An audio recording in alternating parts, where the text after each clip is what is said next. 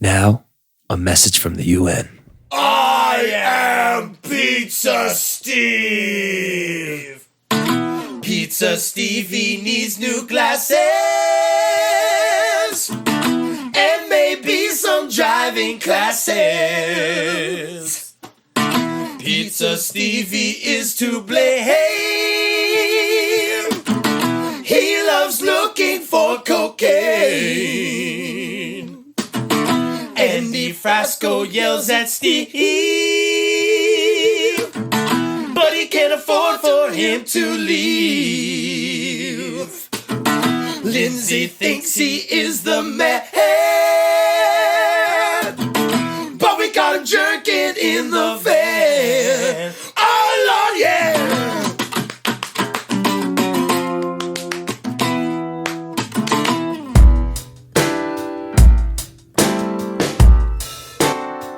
Hey everybody, how's your hearts? How's your minds?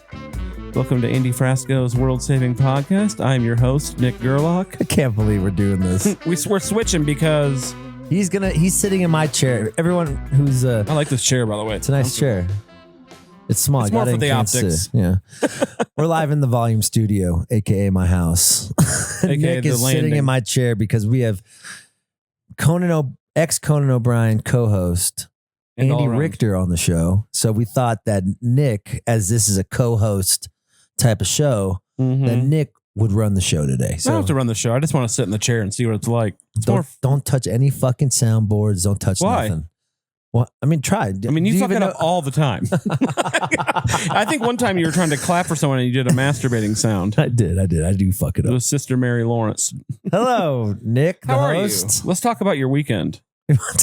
Oh, you want to go right into it? Yeah, I missed you. And I'm just kidding. You I do kind of miss me I feel like these I have to days. say this when I'm in this chair. It makes you more sentimental and emotional. It's the chair. It's not Andy. It is. All of a sudden, I'm like texting my parents back. Yeah, it's Mom, Yes, I'll call you on Father's Day next year. the weekend was good. I went to Idaho. I had fun. Oh, wow. Great story, man. I don't like sitting here. I don't know. You want to switch back? I want to switch Okay. back. All right. We hold on. tried. We tried. That's actually funnier, actually.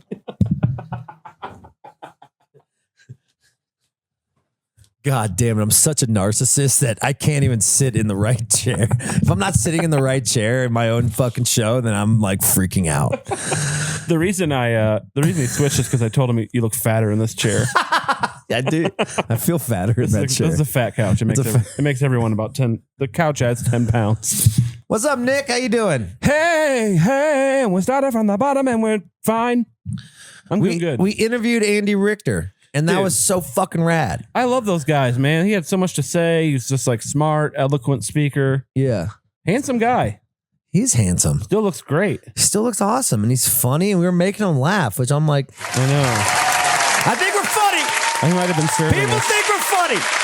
I can't wait to check out his call-in show. Yeah, he has a call-in show on Sirius XM. We talked about that. We played Fuck, Marry, Kill with Oprah, Jay Leno. We won't and tell you who he Conan. picked. Yeah, we won't tell you who he wanted to kill, but I think you already know. We talked about him working with Conan. We talked about his own TV career. I loved his show, Andy Richter Controls the Universe. Yeah, it's good. My theory is that show would have, I didn't get to bring this up. I let the moment pass, like he said. Yeah.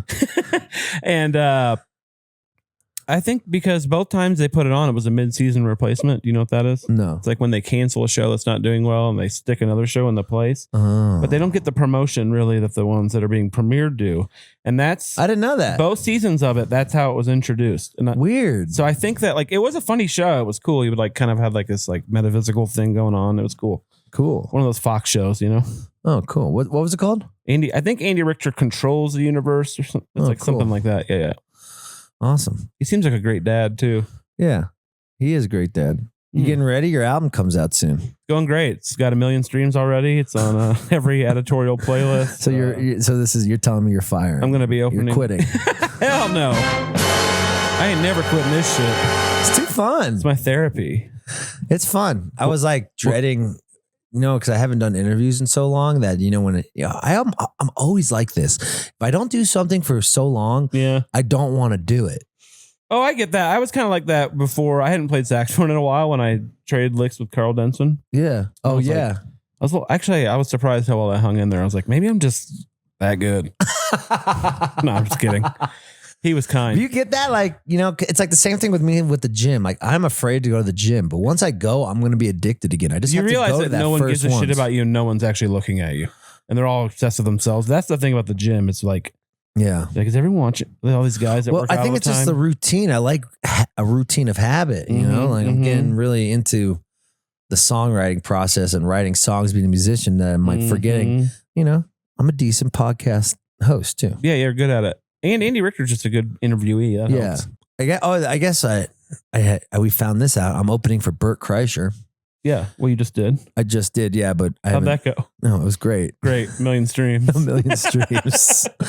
I recorded this the day before I left for the Bert Kreischer show in Arkansas. awesome. So I'm kind of nervous about it. I think you're going to be fine. Let's talk about this actually. Why are you nervous? I don't know. I've never played acoustic. Me and Sean have never played acoustic for 17,000 people before. First of all, Sean, and it's a comedy scene, and we went to the Kreischer Cruise. Wasn't there for music, but there's a difference though. They're already there's not like a second stage for this. Yeah, everyone is there for there. It's going to be either held That's captive. True. Sean, perfect guitar player for this. He plays acoustic 5 days a week when he's not on the road. Right, entertains people really well. He's got the energy to like get it across for that many people. We should get him ripping solos. People like your songs. Bert loves you, therefore his fans will love you. Right. They love what Bert loves, and that's why they're cool fans. True. They trust his taste because he does have good taste. He does have good taste. He has great taste in comedians. Yeah, and musicians. I went and saw him at that's pretty good. I went and saw him at Comedy Works. It was pretty wild. Oh yeah, you went to the Comedy Works show? There was only like 400 people there. It was packed though, right? It was sold the fuck out. Was it like his fans or was it Denver people? No, it was his fans.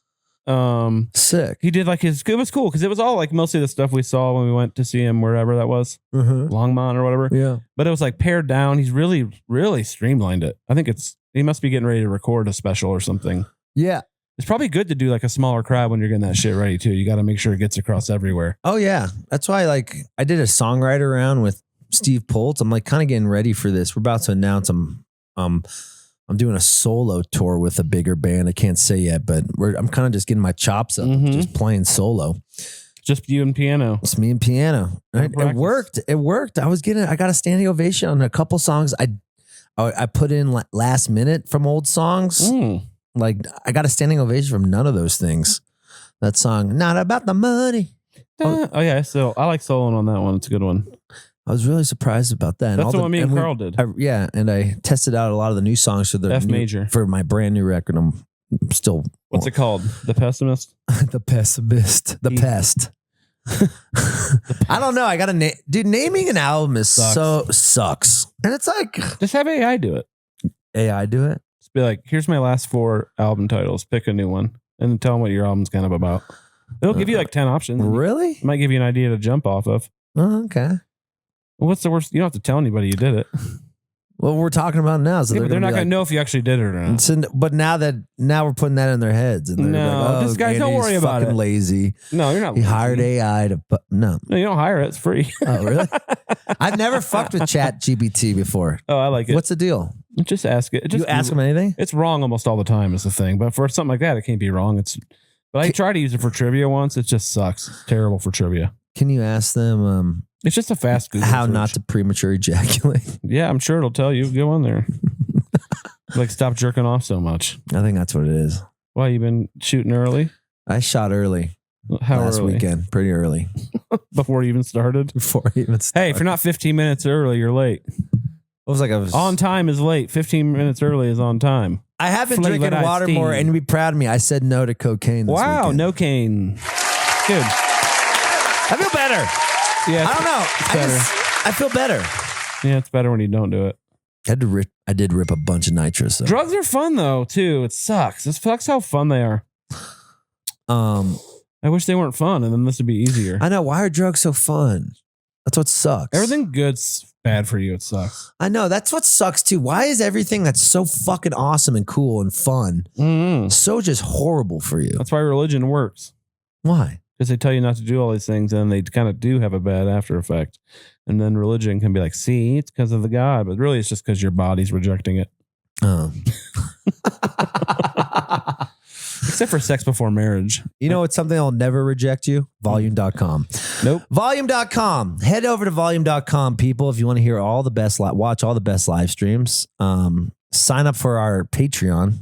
We're getting closer and closer, people. But while we're waiting really for the Nick and Andy, it's a brand. Sign up for our subscription model. Yeah, it's like Band-Aid. It's like Kleenex. It's like a Band-Aid or Kleenex. Yeah.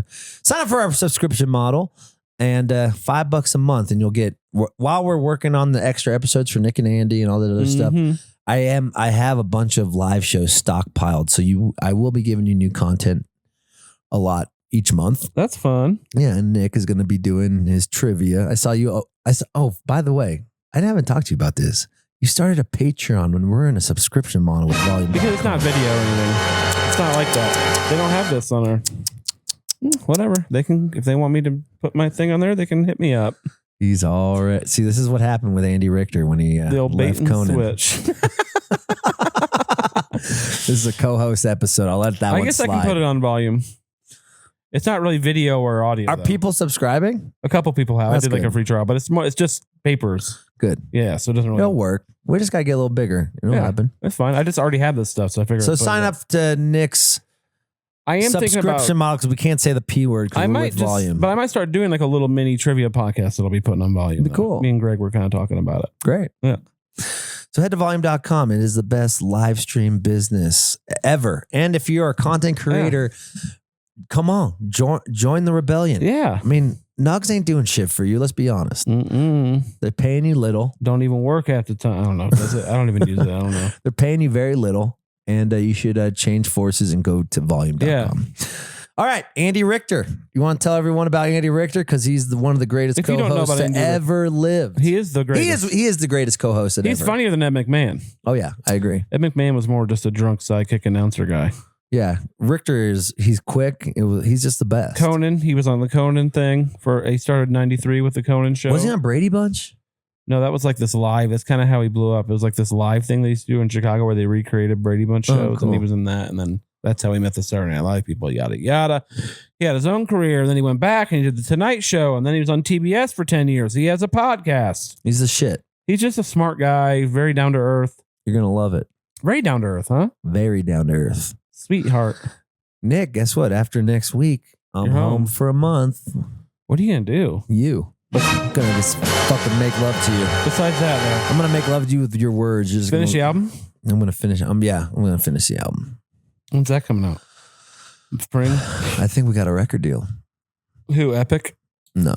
Atlantic? I wish. No. Sony? No, it's a big label, but I can't say until. Subsidiary of? They give us an offer. Capitol Records? They're very interested.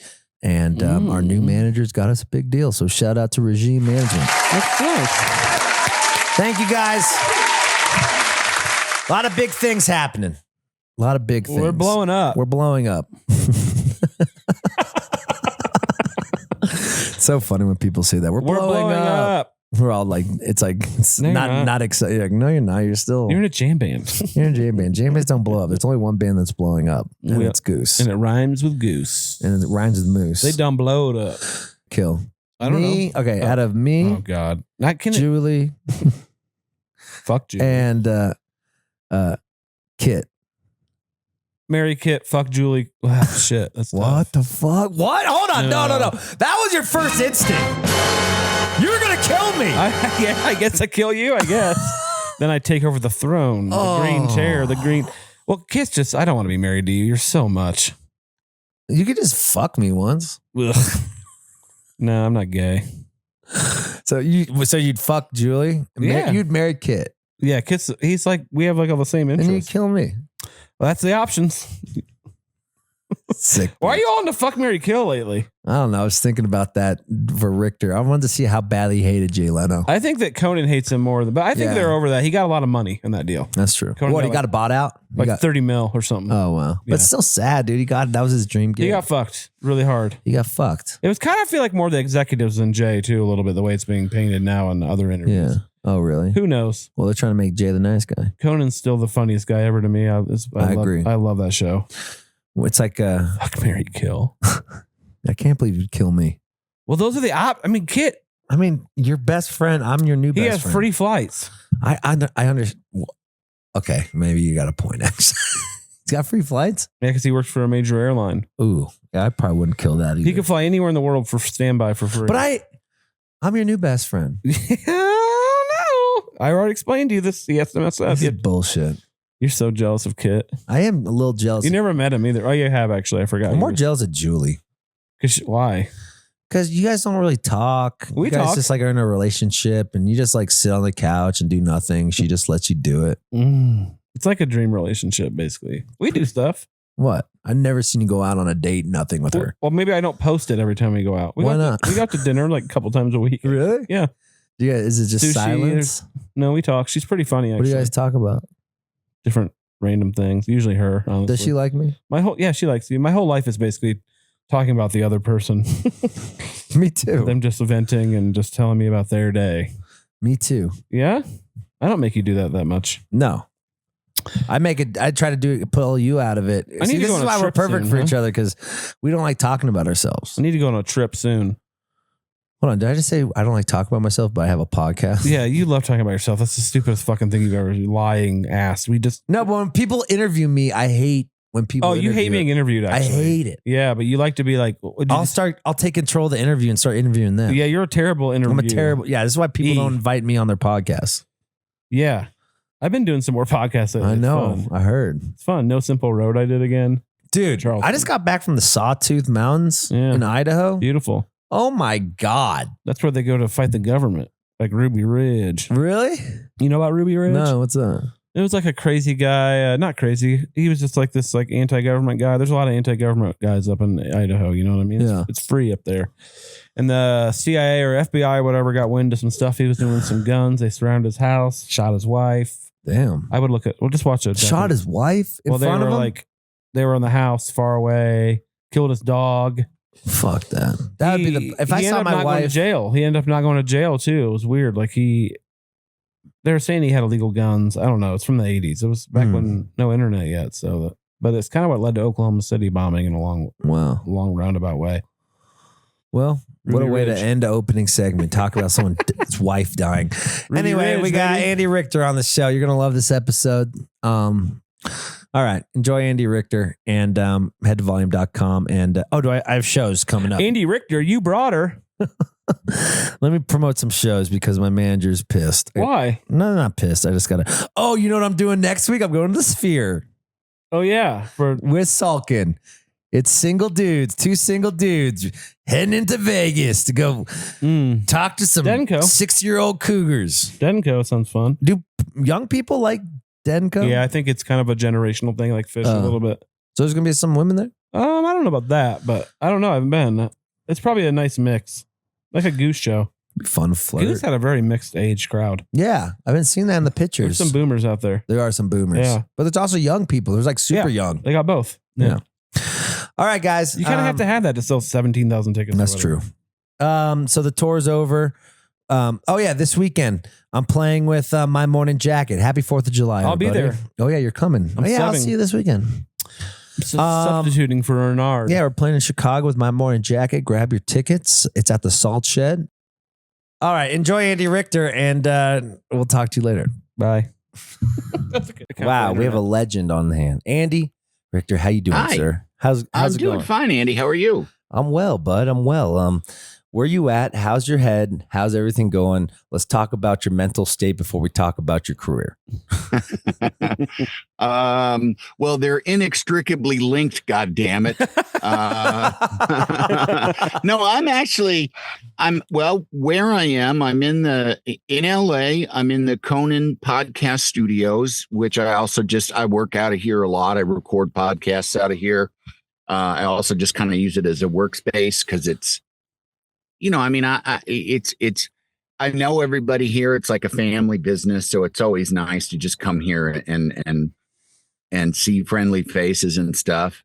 And it's also just I don't get anything done at home. When I stay home, I either take a nap or do chores, so it's like, it's better. And my wife works out of the house, so it's better for both of us, more productive for both of us for me to get out of there, and she'll get work done. I'll get work done. And otherwise, we'll just talk or whatever.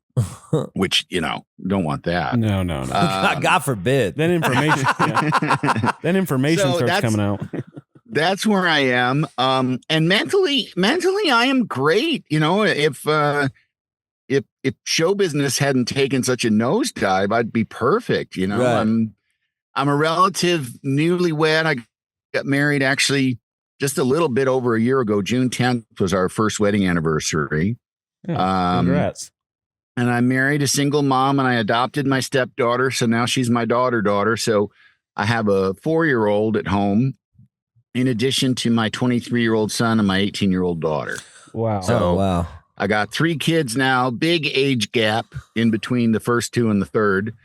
But she keeps me busy and keeps me very happy. And it's, I love raising kids, and when people say I love kids, it's like, yeah, I like some kids, Like my kids. Yeah. Because I do love kids, but but my kids are the ones I love. And she's just a lot of fun and really funny, and of course, challenging and exhausting, and treats me like a trampoline. Just this weekend, I was laying on a couch reading, and just having another human being like run and completely jump on me, on my chest with all her weight, or on my abdomen, man. And just kind of, and she can do that for 2 hours, and you just kind of like, all right, I'll just be the trampoline, I guess. What did you learn about being a dad versus how your dad taught you? Well,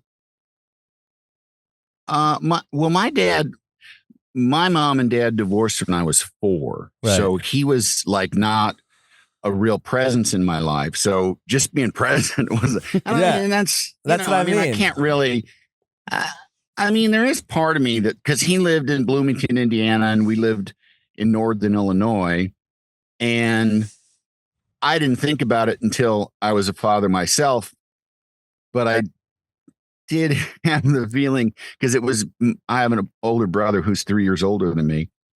And I definitely got to after I had kids, I thought, if I got divorced, I think I would find a way to live closer to my kids than 4 hours away. Yeah. Right. Like I would have adjusted my life in some way.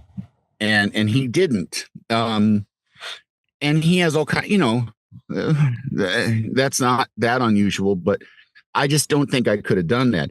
And when I did get divorced after being married for 25 years, I lived about 6 minutes away from my kids the whole time after I moved out.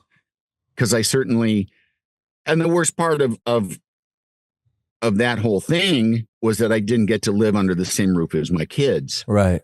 After, well, at that point, it had been, my son was 19 and my daughter was 14. So that was the worst part. But I think that there's just kind of a general, there seems to be among parents my age, just like a general sort of involvement that didn't exist, right. The sort of level of involvement and participation that is just kind of expected from you. And I don't think it's just, cause this is LA and it's a different world, but it like my parents, they went to like one PTA meeting a semester and then sports things, but it wasn't like exactly my with all this shit. It's just like, it seems like every week there's something about, well, you got to go to the school at 3:30 on Wednesday to, I don't know, sell baked goods or something. Yeah, it's true though. Yeah. It's that is kind of a difference. And honestly too, like in terms of that stuff, when you first have kids, there's all kinds of like, oh, I can't fuck this up kind of feeling, because they send you home with this little thing and you got to keep it alive. And there's all kinds of like worry but now like this sort of notion about like, oh, if I don't do this stuff, the people at school will judge me. That's like, oh, I don't give a shit about that anymore. Like that. I already did that twice. I had 2 kids that went all the way through school. My daughter just graduated from high school. So like, I'm like, oh, I don't even know. I don't fucking care about that. Let me know if you need some money or something. No, it's true though. Do you think it's, why do you think? Well, first, do you either of you guys have kids? No. Not that I know of. I hope not. All right. I hope All not. right. You know, I don't have any, and I know. You know, but I'm Okay. also like, I asked you that because I'm in a band. I do about 250 shows. I'm always working, like kind of like workaholic mode, like you guys are. I'm wondering, how do you build intimacy through having a child? And do you have to take time and effort into it, or is it something that you're just going to realize, like, I'm not going to be there a lot, so I need to spend when I'm with them, that's when the moment I really need to like be fully in the moment with them. Yeah, you hit it there. You know, I mean, it does, it involves lots of devotion, and you gotta, it's not about you anymore. It truly Right. isn't. And I kind of had, among my peers, I was one of the first people to have a kid, and even to sort of like the further edges of my peers, and so many, especially out here, I had so many conversations with new dads who were like, hadn't done it as long as me or just started doing it, who were like, I mean, basically the subtext of the conversation was, is it going to get back to being about me? And I'm on I TV. just was like, no, it won't. I mean, I guess when they're 18 and they move out, but even then it kind of, like I said, I got a 23-year-old and an 18-year-old. It's still kind of more about them. Yeah. Right. Luckily, they both have their own lives, and they don't, they've had enough of me, and I mean, they love me and everything, but they got their own lives. They don't want to, it's like, so, but if in the instances where our lives are still together, yeah, no, they still come first. Right. Mhm. And it is hard. I was really, really lucky, to work on the Conan show, to go back and work on the Conan show when it got to the Tonight Show and then on TBS. Yeah. Because most of that time I lived less than 10 minutes from the studio. Wow. And that it just kind of worked out that way. It was just kind of lucky that way. Yeah. But I was home for dinner, and I worked on a job where my day would be like 10 to 6. Like it wasn't, it was like a normal-ish work day. Yeah. Whereas other shows that I've worked on, especially the ones that are single camera, which just means not in a for people that don't, not in a studio, like out and shot like a movie. When I first moved to LA, my son was about a year old, and I'd go 4 days where I didn't see him awake because I would leave before he woke up and came home after he was asleep. And that really sucked. Yeah. So it is, I was very lucky in that I just had 11 years of steady work, didn't go too late, and was close to home. So I was able to be there, to be present for my kids, most of their grade school, high school years. Now, I can't tell you what'll happen, because my daughter's 4, and if I get a job in Vancouver, I guess they'll just come with me or something. Right. But, that's a possibility. I might go back to those 16-hour days at any time.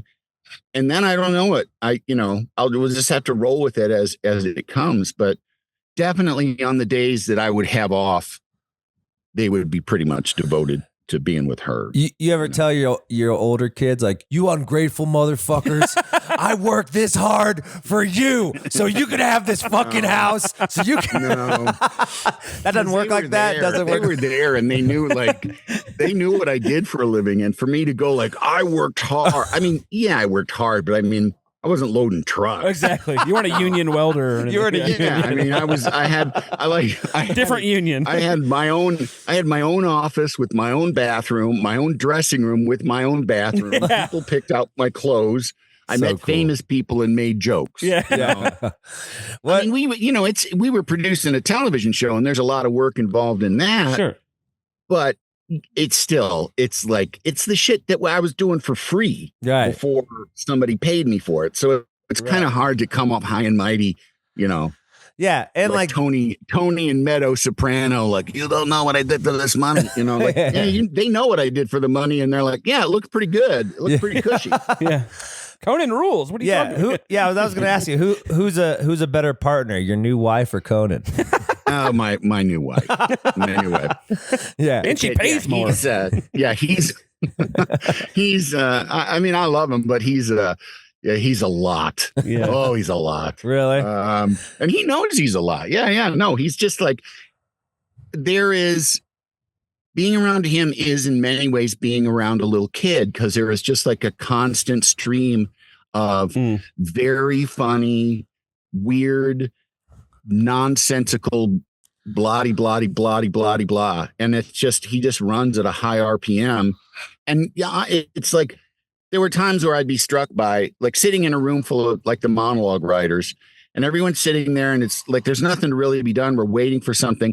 And everyone's sitting around, look at their phones or reading the paper. And then there's the guy that pays our check going over in the corner, and he's so big too. And everyone just kind of, you just sort of, oh yeah. He's over there doing that. Yeah. Yeah. I just love that he's 6'4" and he's animated and he's like a genius. Yeah. It's like, what's the difference between being he's very hard to miss. Oh, I bet. What's the difference between being a co-host on that type of show versus having your own show now on Sirius? Oh, well, I mean, one is TV, Yeah. And the one that I'm doing, the Andy Richter call-in show that is starting on Sirius XM on, I don't know, July 26th or something like that.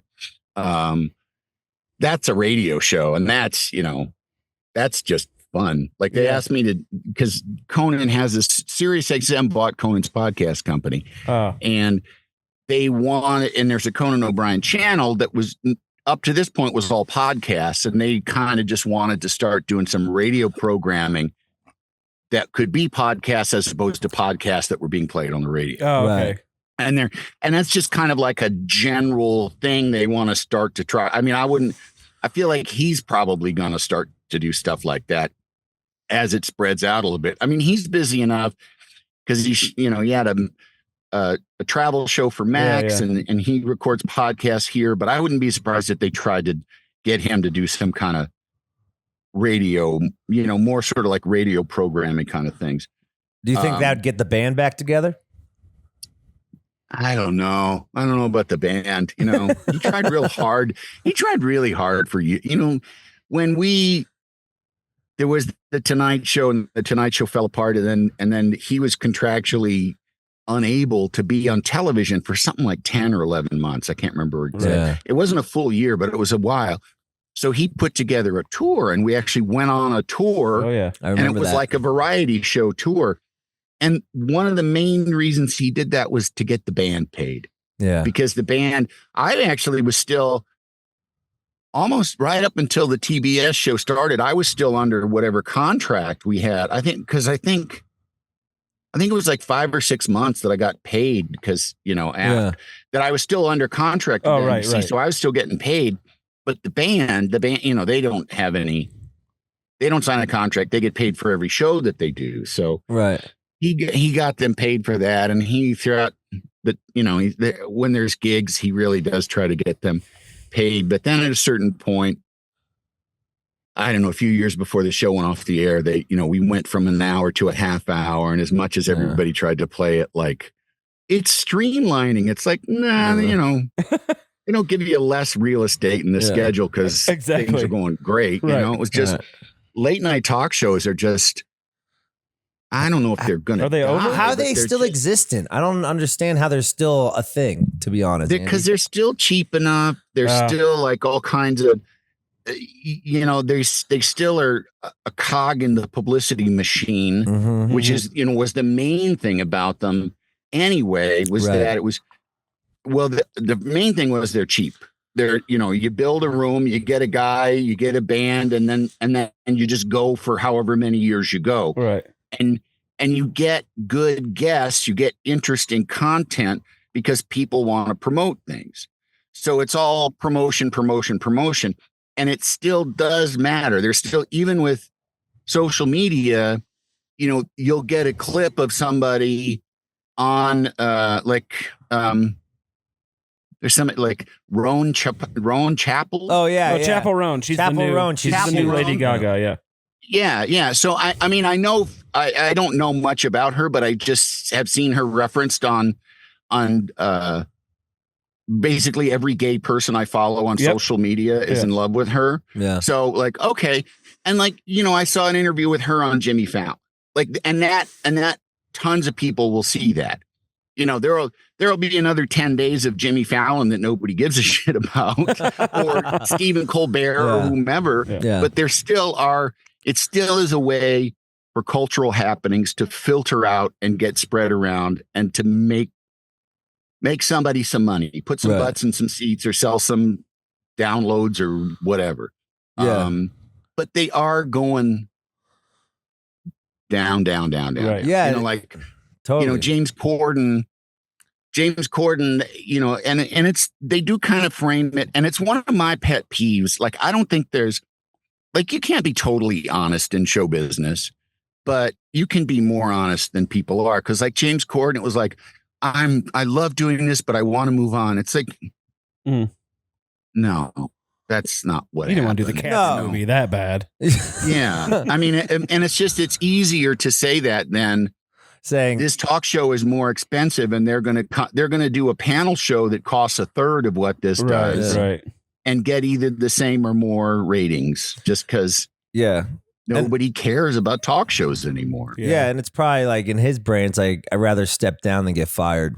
Yes. And that, better. you know, and I guess there's something to that, but I don't know. I just kind of feel like, I don't know. I just feel silly, like going, right. like lying to, you know, go like, Yeah. You know, like talking about the end of the Conan show and saying like, no, we decided that we had done enough. Like, no shit, we would have done another 3 or 4 years of that at least. But it was not, you know, and I mean, like, frankly, I'm surprised sometimes that there's still a TBS. You know, I mean, I'm surprised too, bro. I agree. You know what I mean? Too. There's just, there's like, TBS is, I mean, and it has been for years and years and years.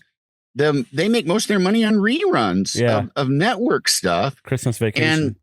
And just the way their production, and they made some funny, interesting stuff, but it just never seemed to go anywhere. Right. And it just really felt like towards the end and it was weird too, because COVID sort of interrupted the end of our show, kind of in a way that made it like it was better almost to have COVID push us out of the studio and then the show end while we were out. Because it would have, if it just wound down in that same studio, it probably would have felt shitty. Whereas at least this way, it was kind of, it ended in its own weird little final chapter, right? You know, of like him and me going and doing shows at Largo, this little theater in LA, and us being like one of 6 people in the whole building, right? Making our same late night show that used to take, you know, 120 people to make. Yeah. It's like the Titanic where the band keeps playing. Kind of makes you think,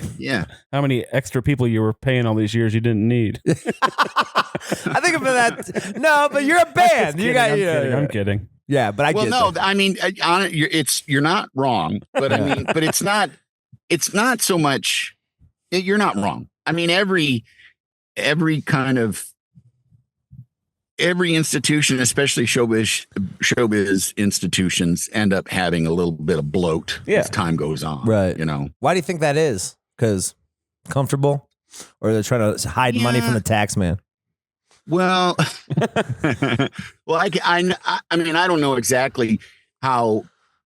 You know, I mean, on a TV show like ours, I would say you start with a group of people and everybody's kind of busy, but as our show evolved, it was less work to do it because we weren't as ambitious in terms of how much comedy we would put out. You know, it's like in the beginning, we were fighting for our lives. So we produced as much comedy as we could. And, you know, you'd work through the weekends till the point where you're like working 4 weeks with no day off, you know?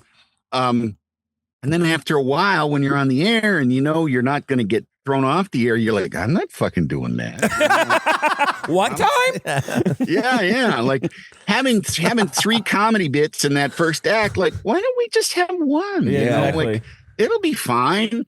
And I think, and it also too, I mean, you have to balance that with not getting too complacent, right? Until the point where the right. quality drops.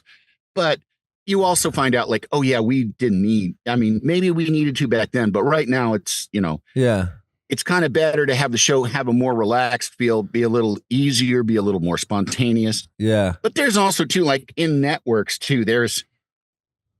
I don't know how it works there, but there's always what my experience always was.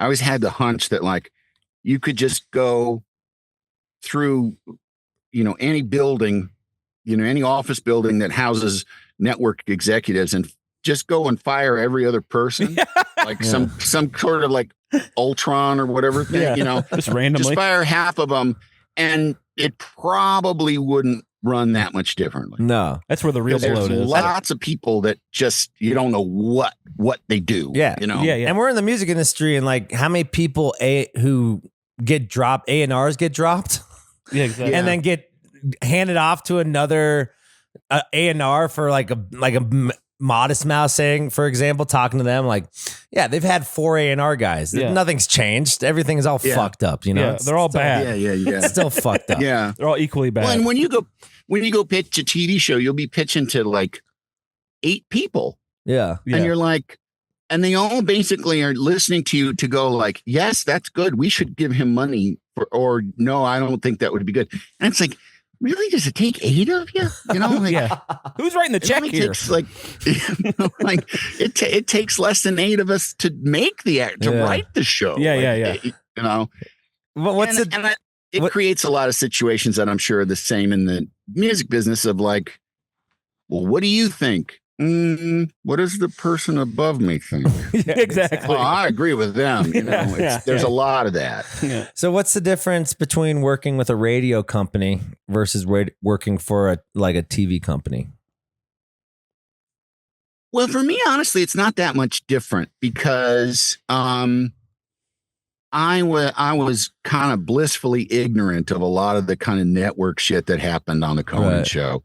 He ran all that interference, and I kind of, like there were a lot of meetings I didn't have to sit through, and there was a lot of,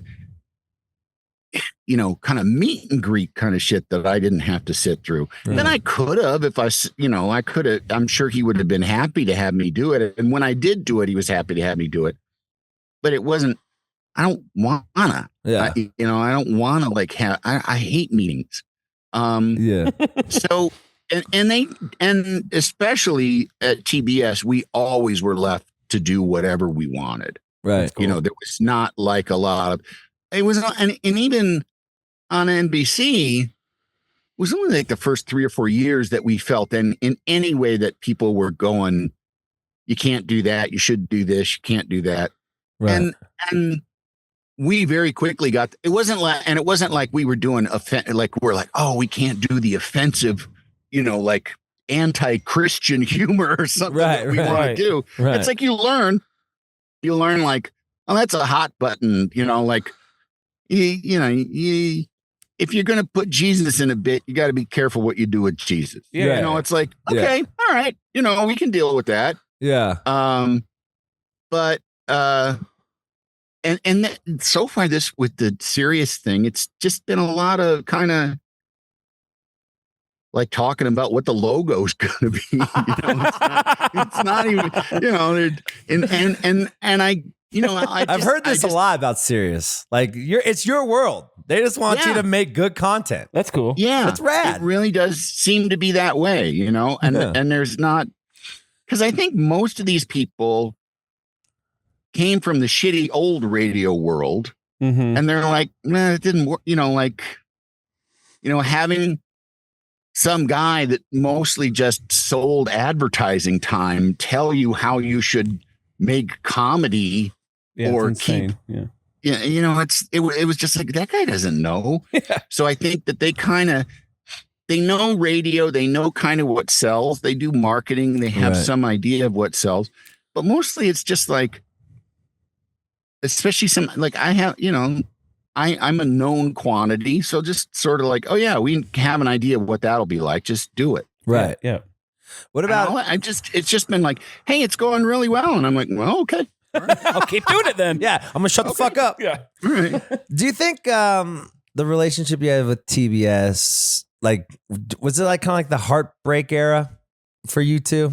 Like, moving on to TBS in a sense, like you got your job taken from you from Jay or whoever, you moved to a company, or did you not have those type of feelings towards it? Did you feel like these guys want me? I feel like I'm at home. Like, what were those first phases of going back to TBS for you guys? Well, I can only speak for myself because I wasn't, I hadn't, a friend of mine's here. Because you came back in 2009, right? Yeah, I did. Yeah. He asked me, I left in 2000 to come out here and do some of my own shows. And I had 3 different shows that I was the star of.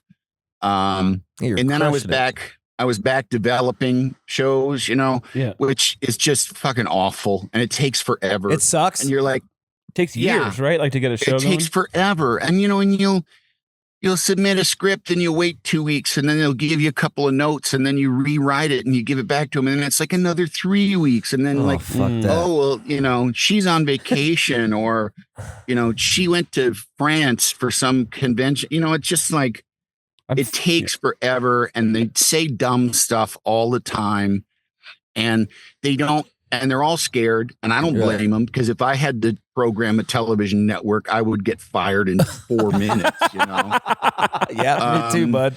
Everything can't be a game show. It's hard to know what's gonna do it, what's gonna make it happen, and get eyes on it. And also, too, when you look around, like shit that's super popular, I'd be like, oh my God, if somebody said, do you want to do that? I'd be like, oh, fuck no, that's awful. Right, and then they put it on TV and it's a huge hit, so what do I know? Have that ever happened to you? Have that ever happened to you where you said no to something they really wanted you on and then it blew up? Well, the only one that's really kind of that's kind of like that is when they were putting together the show Modern Family. Oh yeah, they were very interested in me in playing one of the roles, but I had already kind of secretly set up that I was going to do the Tonight Show with Conan. Shit. So if I had that make that choice, and it just turned out that the Conan or the Tonight Show fell apart for many different reasons. And if I had to make that choice over again, I would still have gone, because it was like, oh, it's the sitcom on ABC. The pilot script's okay, but you never know. That's like, that means nothing. Yeah, exactly. There's a lot of good stuff. And because there's plenty of times where it's like, oh my God, this pilot script is fantastic, and then it just doesn't do anything. Yep. So that was like, it seemed like a very easy decision, like, go be Ed McMahon, or take a risk on this ABC sitcom. And so I didn't. And, it certainly, in terms of, just money, I would have made a lot more. I would have made a lot more, That's the thing. I'll clap to that. I'll clap to that. We love money on this podcast. We love money on this podcast. Yeah, we're pro money. Let's just say that if I had been on Modern Family, I probably wouldn't be talking to you guys. We'll clap to that too. Hell yeah, we'll clap to that too. We'll clap to that too, Andy. I wouldn't even know you exist. Over all the Taco Bells that I own. What happened in 2000s? You wanted to bail because of the shows? Oh, I had just. I was bored. Yeah. Honestly, I was bored and I was ambitious. I was young enough that I felt like taking the risk, and I had been there for 7 years. I wanted to be a comic actor, I wanted to be an actor, not a personality. Right. And I wasn't a stand-up. I was a improv actor, improviser. I had acted in things. I'd been in, done comedy roles and different things. And I wanted to get back to that. And I also knew that I had enjoyed this success on the Conan show, which started to kind of also feel like with my ADD it just felt like we were doing the same, every day was a little different, but it felt like I was doing the same thing. And it just would continue like that. There didn't seem to be any growth. Right. So I thought, well, I know I can go out there and get a deal. Like I know just from like friends of mine that had been on the Daily Show for a few years. And then they say, I'm leaving the Daily Show. And all of a sudden everybody's got to have them, Right. Right. So I knew I would be sort of like a previously unavailable new shiny thing. And I'd be able to get at least one deal, probably two. The one I was worried about was like the third deal, right. Yeah. Because they'd give you money for holding or for development. But I knew like the first two, just because they covet what they can't have. Right. And I was employed and people knew who I was. And I had sort of, there was enough people that liked me that it was like, oh yeah, it's worth money to spend money on that guy. Yeah. So I just knew I'd be able to get a show. Right. And I didn't set out to move to Los Angeles, but it quickly became apparent, like, I'm going to have to go to Los Angeles. Yeah. And so that's when I did. And I came out here and, was just trying to enlarge things, trying to be my own, be number one myself, which it actually turned out in why it was easy to sort of go back to work for Conan is I don't really care that much about being number one. I don't like it that much. Like you had to do that part of your life to know that you didn't want to, exactly. right? Yes, exactly. It's like I heard an interview, I think it was on Howard Stern, but like Steve Van Zandt talked about, like he had his own bands and he's like, I didn't like it. I'd rather be Bruce's second than be my own, than be the lead on something. Yeah. And I relate to that. I mean, it's nice to be in charge. It's nice to be listened to, but there's also a lot of shit that's like just no fun and not necessary. Right. And I also don't, I don't care that much about the attention. And using attention as just sort of like a catch-all word for, being famous, being known, being whatever. I like my life. Definitely. I like that people know who I am. I like that I have a reputation and I can work and I can do this, but I don't, like it's not, it doesn't, that part of it doesn't matter to me. Like if something happened, like if I could figure out a way where I'd kind of, as they say, moved behind the camera and still made a good living, I think I'd be fine with that. And it's you're kind of doing that with this radio show because now you don't need a little bit. Yeah. You could still do your thing, be you, but also you don't have to like fucking doll it up and wear fucking makeup and shake hands. That sounds so annoying, dude. And like, was that piece that much? I think every about that, like the daily, and also like the daily. You have to be funny and consistent every day. It's got to be draining. That whole writing for a daily talk show. Yeah. Oh yeah. I mean, you get used to it, and the labor is spread out among enough people. There's enough. It's not like it's. I mean, in this sort of podcast world. Actually, it was my friend Andy Daly, I think, is here recording something. Sick. Really funny guy. Yeah. And he and I were going to do a podcast together that we realized was going to be a lot of joke writing. Like it's just like an hour podcast, but it wasn't just conversational. Like the format of it would have involved us writing a lot of material for each show. And we did it a few times and we were like, oh, fuck, this is too much. Like, I get it. Too much. And not it was worth the like investment. for every podcast, I don't know what it was for him, but for me, it was like 4 or 5 hours of joke writing. And at a Jesus certain point, Christ. I'm just going to run out, you know? Right. It's why people have writing staffs. Right. It's just because it's too taxing. And it's easier for everybody to keep the ball in the air rather than just one person to constantly do it or two people to constantly do it. So yeah, it was, I've used the phrase, the Conan show, it was like laying tracks for a train that you can hear coming. Like there's no, you just got to get it down and get it out. And which in some ways is great. Like it removes preciousness from the actual production thing. And there's a lot of just get it out the door, just get it to where you can be air quotes proud of it. Right. And get it out the door. But in a way, you self-sabotage your own ADD-ness, because if you're already making the track, you're like, fuck, I'm bored.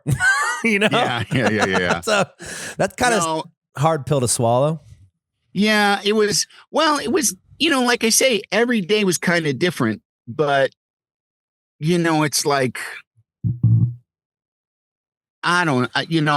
it's like, every day was different, but it was also kind of the same. You know, the actual container that everything went into was kind of the same. And there was the same kind of, like the celebrity interview part of it, like at the time was like really boring to me. Yeah.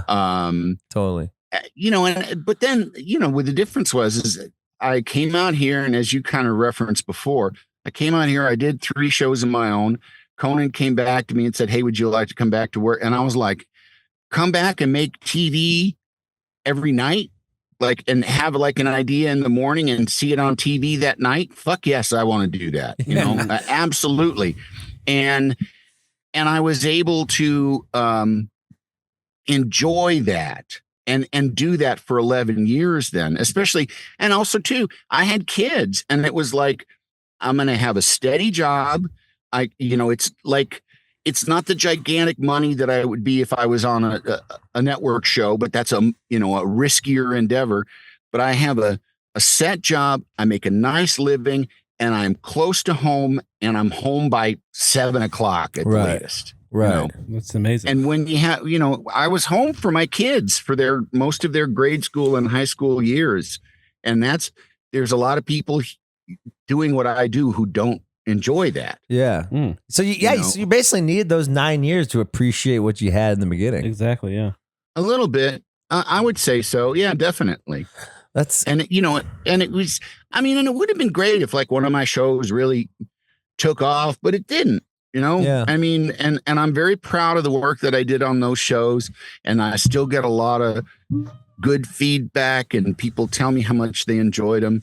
But I know that like the most impactful thing that I've done is to work with Conan. And that's the thing that young people in comedy who are like a version of me back in 1990, those people look to me and Conan and to our show the way I look to kind of my quote unquote comedy heroes. Oh yeah. You guys are our comedy heroes. Yeah. So you built this show. I was so excited when they when we got you, we were edging for about 2 weeks, buddy. I have a question about the writing team thing with Conan. Like, before he was on that show, he's like one of the greatest comedy writers of his generation, probably. He wrote for The Simpsons. He wrote for Saturday Night Live. Did having a guy like that at the helm of another team of writers make it easier, or did it sometimes make it harder because he would have like an extra idea? Was it harder to finish things, or was it like a huge asset? Huge asset. Yeah. The more funny brains you got, the better it is. And it's an asset too, but it makes life more difficult. Stephen Colbert tells a story about being on our set during rehearsal and for something, whether he was going to do, I think he was a guest and he was doing a pre-tape. And this is before, I think, maybe when he was still doing the, like the Daily Show and kind of the, that Colbert the character was coming out. Yeah. But it was like he hadn't been the head of a talk show yet. I don't think. And he saw the writers came in with something, and Conan read the stuff and was like, well, if it isn't the Good Enough Gang. Damn, yeah, because he's very good at like kind of talking down to people with a joke. Yeah. Oh, he's a fucking sharpshooter. Yeah, like no. I mean, and he's a brilliantly funny guy, and he's not. And he has and there's high standards. Our stuff is really silly and absurd, but there's high standards, and I have that too. And I was with him on it. I mean, and I kind of ended up, it was in a lot of ways with the head writer. It was like whoever the head writer was, which most of the time was Mike Sweeney, Conan, and me, were sort of the like deciding what went out the door, basically. And I could be pretty fucking brutal. And I knew there were writers that didn't like me because they would write something. The head writer would say, yeah, they'll cast it, they'll prop it, they'll costume it, they'll go out and shoot it, and they bring it back. And we're sitting in the monologue meeting, and it is supposed to go into act one. We're going out there in 20 minutes and we'll screen it. And there's plenty of times where I just be like, no, I don't think so. Like, it's just not.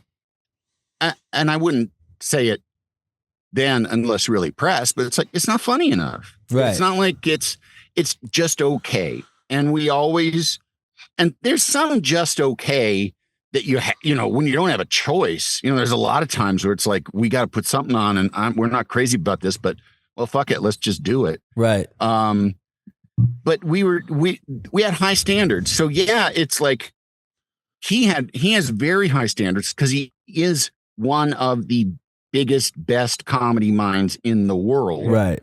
So he has really high standards, which is great, but it's also, when you're just trying to fill slots on the grid of comedy that we need to fill, it can be really daunting. Yeah. It can be really tough. You ever want to beat the shit out of him? Of Conan? You ever fought? Not for a long, long time, I don't think. Yeah. And I mean, I'm not like a fighter. Yeah. Just last week, seeing Andy Richter take off his shirt, come outside, Conan. They got in a full fight. Come outside, bro. Conan's got a black eye in his podcast this week. I mean, I can be a yeller, but I'm not gonna. But I mean, but even then, I don't do. That's you got to say that you have to make your yelling and your tantrum throwing mean something. Right. If you waste it on inconsequential things, then people are going to stop paying attention. Yeah. Speaking of paying attention, I'd like to ask a question about how some facts on how to be a great co-host for my boy Nick here. I want to. How can we make Nick a great co-host? Well, you have to be really, really fucking funny. Damn it. Okay, is there anything else I can do? That's like 90% of it. No, I mean, it's all just common sense kind of stuff. It's you got to really listen. You got to focus and listen, and be ready to kind of pick your moment. But one of the things that I learned the most is to also know when the moment's passed. Like, I could have something really good loaded up, and I'm waiting just, because you're kind of waiting for a break in the conversation, right, exactly. You can sort of slip it in. And sometimes it would pass and it'd be like, fuck. I wouldn't want to be like, hey, the thing you guys were talking about like a minute ago? Yeah. Here's a zinger. Yeah. So it's all about the timing. Also, it's all about the timing. And it also too is like, you got to put your own ego really far in the background. It's like, I never had any delusions that the show was called anything other than Conan or Late Night with Conan O'Brien. Or the Andy Frasco show. We might have to get you on. I'm going to put you on a Zoom with my band, actually, too, Andy Richter. Yeah, I think you need to be talking to your band. I think you need to talk to my guitar player. I think you need to talk to your band more than me, honestly. Well, do you have any tips for working for guy, and I'm not being specific here, where it's kind of all about them every day and you have to work for them for years and years. And this, I'm not being specific about anyone, but just like every day it's all about them and they're a lot and they have all these ideas and they're kind of very demanding. Do you have any tips? And I'm not being specific about any person, but do you have any tips for that? Right. Tums. Okay. Yeah. Oh, this is the best. This is the best. I know you're so busy, Andy. I got 2 more questions. I'm not that busy.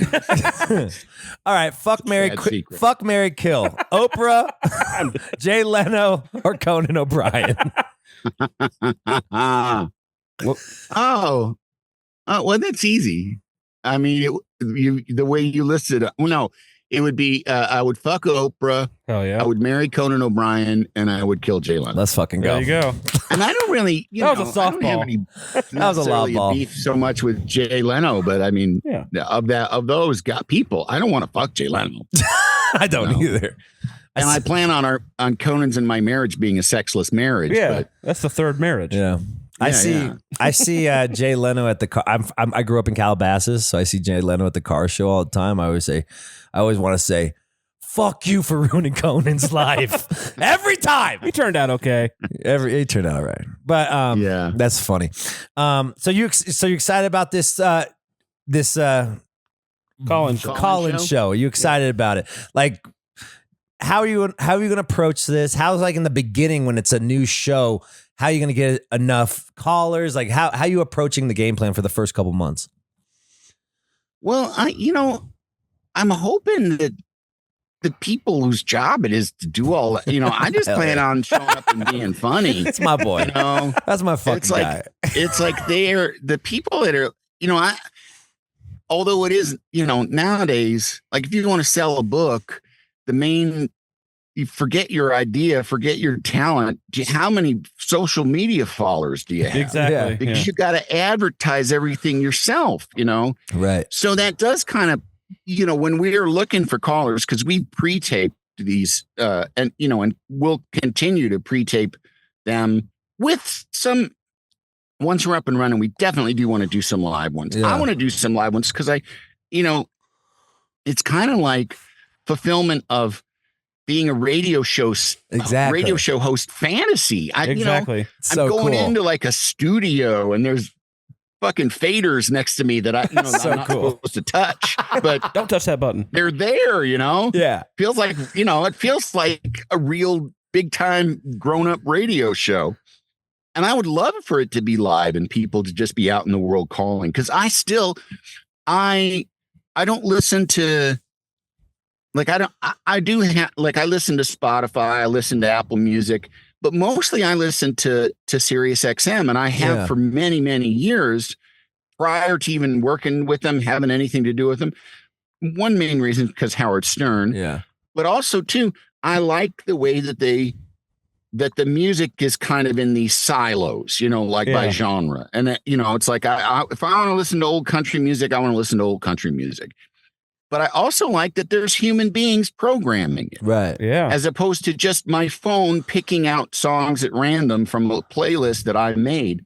There is some kind of human contact. Yeah. So the notion of being on there and doing a live show is even more like, it's very old fashioned in a way, but it feels also like, this is real. It's not just kind of this self-contained little bubble of feedback loop. All right, so my next question for Fuck, Marry, Kill is Conan O'Brien, Jay Leno, or the guy who created AI? I gotta fuck Jay Leno then, I guess. Damn. Again? All right. Yeah. Here he is. He has beautiful eyes. He does. Honest to God. He has like the color of his eyes. It's like almost like a blue violet kind of color and beautiful gray hair. Yeah. Like both of those things about him are like off-putting when you're looking at him and talking to him. It's like, you look into his eyes and you're like, holy shit, that's the most beautiful eye color I've ever seen in my life. You're like, damn, no wonder why he got his job back. Zoom in on his eyes. Don't pan down to the chin. Don't pan down. Andy, thanks for being on the show, man. I really appreciate it. I'm a big fan of you. We all are. I mean, you're Nick's heroes. He's very shy to say it, but you are his hero. Thank you. Well, you're one of them. I'm just kidding. That's all right. No, I don't need that burden. Yeah. Well, I wish you all the luck on this show. I know it's going to be huge because you are a talent, and I'm so excited to start listening to it. My last question for you before you go is, you've done so many things. What do you want to be remembered by? Oh, I mean, honestly, it's the boring. I mean, this isn't this is an answer that somebody might say in a bullshit way, but I really do mean it. Like, just for being a dad, being a good dad and a good husband, and everything else beyond that is so, like, I have some control over those ones, you know, like I can really have a lot of control over what my kids think about me and how good a job I did raising them and being their dad. And same goes for my wife. But like, in terms of the work that I've done on television or in movies or on the radio or on podcasts, that stuff is out in the world, and the opinion of it, I don't have any control over. Right. It's out there, and people either like it or they don't, or, I mean, it's nice to be respected. It's nice to have people like what you do. But I mean, I don't know how you guys feel, but I can go from 1 minute feeling like I've really done a lot, and I've contributed a lot to comedy and to television, and then 5 minutes later I can feel like, what the fuck have I ever done? Exactly. Same. I've been on TV cracking wise. So what? It's all fucking disposable. Who gives a shit? Yeah. Yeah. It all just depends, on what your mood is. And I have enough people telling me they appreciate what I've done, and that's enough. Yeah. I mean, just as long as the kids still love me. Yeah. Well, we'll tell you you're a great dad. You'll be our dad too. Thanks. Yeah, you're great. Like a good dad. You're a great dad, Andy. From the Midwest. You're a Midwest guy. You gotta be a good guy. Right. Yeah. Oh, it's Midwest guys are good. You ever have to yell at your kids, like punch them or anything? No. You know what? With my son, the first one, because I grew up getting spanked. Yeah. Yeah. And I thought I still had this kind of, and I'm certainly not a conservative. I'm like practically, like I'd go fucking, if we could have Denmark, the way they run Denmark, if we could have that here, give it to me. Socialism sounds good. They're very happy there. I like it too, dude. I kind of like it. It's like the happiest country. The Dutch, all my Dutch friends are really just like proper people. Yeah. They look so happy. And they like, the government tells kids, like, use condoms and, and if you fucking get cancer, they'll take care of you. Get some college. I would love to have that. But when I had a little kid, I was like, no, I got spanked. And, kids are like little animals. Sometimes, like a mother dog will nip its puppies to sort of keep them in line. And I spanked my son, and I don't mean like, wailed on him. I mean like a swat on the butt or two. And I did it a couple of 3 times maybe. And it felt so awful. And it was so evident to me that this is not teaching him anything other than being afraid of me. Right. Yeah. He's not learning boundaries. He's just learning like, holy shit, the person that takes care of me just fucking hit me. Right. And it was all about me being impatient and wanting whatever the situation was to end. Like I'd had enough. I want to put a button on this, and here's the button, slap, slap. Yeah. And like I say, I did it a few times, and it felt so bad and so stupid and so counterproductive that I never did it again. Now, I do believe in corporal punishment on eardrums. Yes. I have given my kids eardrums a beating now and then. You gotta have something. You gotta do something. Yeah. Because it does, it doesn't feel great to be yelled at, but sometimes you need to have something that doesn't feel great. Yeah, exactly. to happen. We are animals on some level. Yeah, exactly. Well, and my son, both of my kids, in my estimation, they are the slightest criticism that sends them spiraling into like this giant flamboyant indignation scene. And I had just an instance with my son a little while ago, because he lost something, and I was like, you got to be a little more careful. And he got real indignant and real defensive. And I was like, I was like, what just happened is so mild. I said, you got to focus more. You got to pay attention. I said, I was yelled at every fucking day of my life. Like, this is nothing. You think that was an insult, or that was, I was like, that is nothing. You should only be yelled at as much as I was yelled at. Oh my God. Yeah. I agree. I agree. Cause I don't think my parents didn't yell at me that much. And I feel that's why I'm so passive aggressive. Sounds like his kid could be in your band too, though. He could. Well, he's very talented. Yeah. Is he a musician? He does play music. He and his friends, they do a lot of DJing, which I don't understand That's at all. the new being in a band. Yeah. And he does, and they do. I mean, they'll do shit like they'll go in. I guess there's places here where you can just basically rent a DJ setup, and I'm sure that they get absolutely fucking baked. Yeah. Mm-hmm. And then 4 or 5 of them go in, and for like an hour and a half, 2 hours, they just, I don't know, do beats or whatever the fuck it is. I don't know. Whatever. They're not on the street. But he's a visual artist. He graduated from USC with an art degree. Oh, wow. And he's a wonderful painter. I love beautiful painter. Well, I'm happy you're creating such a great life for you, and we're rooting you on, buddy. So keep Thanks, doing guys. the great We're going to call in every show. Yeah, we're going to call in every show. We'll make sure you have callers. Well, we will be the ones calling you, Andy. Do it. We're recording tomorrow. All right, I'll get the number. I'll get the number from your publicist. Here comes the general public. Is bad teachers, Oh, which I already have gotten pushback on social media from teachers going like, "Don't you think that maybe we're not the target that you should be picking right now?" And I'm like, No, I had sex with my high school teacher. did you really? Yeah, I had sex with my high school teacher. I was a senior. I would say that's bad. That's a bad teacher, right? Yeah, I would say that is a bad teacher. Okay, I'll call in. I'll That's call like in. one of the first rules is don't fuck the kid. It's a main rule. Yeah. It's true. All right, I'll call in tomorrow. All right. All right, Andy. Honestly, do it. All right, I'll tell the I'll ask the publicist who's your serious publicist. Yeah, do. All right, Okay. buddy. Have a great day. All right. Good luck with I'll talk to you everything. guys later. Keep killing it, buddy. Later. Later, bud. He rules. I love it. All right.